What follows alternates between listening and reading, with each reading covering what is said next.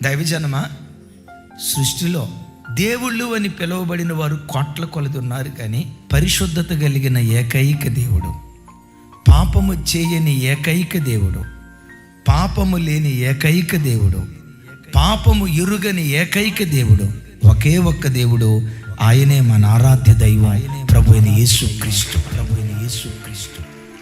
ఆయన ఎంత పరిశుద్ధుడో మీకు అర్థం అవటానికి చెప్తాను. అత్యున్నత సింహాసనమందు దేవుడు ఆసీనుడై ఉన్నారు. దేవుని ఆరాధించడానికి దేవుని చుట్టూతో ఎవరున్నారు? దేవదూతలు ఉన్నారు. మిమ్మల్ని అడుగుతా, దేవదూతలు ఎవరో తెలుసా?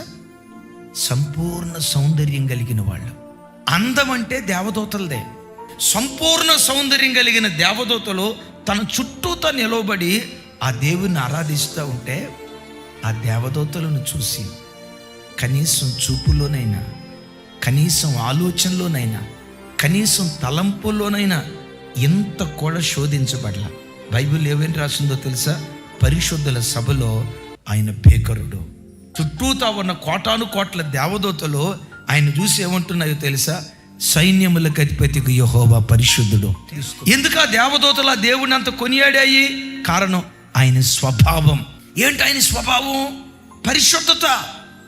సరే, మీరు అనొచ్చు, ఏమండి దేవుడు అండి పరలోకంలో ఉన్నాడు, అదే దేవుడే కనుక భూలోకంలోకి వస్తే మనలాంటి శరీరం ధరిస్తే అప్పుడు నిలవబడితే మేము ఒప్పుకుంటాం, మేము కూడా పరలోకంలో ఉంటే అట్టాగే ఉంటామండి అని అంటారా?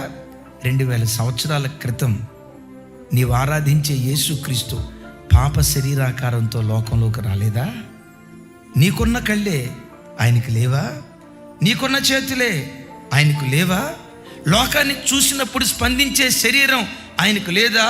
పాప శరీరాకారముతో పుట్టి అపవిత్రత జరిగే స్థలాల మధ్యలో సంచరించి, విచిత్రం తెలుసా, పాప శరీరాకారముతో పుట్టాడు కానీ ఆయన పాపము చెయ్యలేదు. ఒంటరిగా కనపడింది సమరయ స్త్రీ. ఏమన్నారు తెలుసా? అమ్మా, నీవు దేవుని వరాన్ని ఎరగవు. వ్యభిచారం చేత పట్టబడింది ఒక స్త్రీ. అమ్మా, ఇక మీదట పాపం చేయకు. నా ప్రభు ఎంత సంస్కారవంతుడో తెలుసా? స్త్రీలో మాతృత్వాన్ని చూసిన సంస్కారవంతుడు నా ప్రభు. ఆయన ఎంత కీర్తించబడటానికి కారణం ఏంటో తెలుసా? వెతకండి.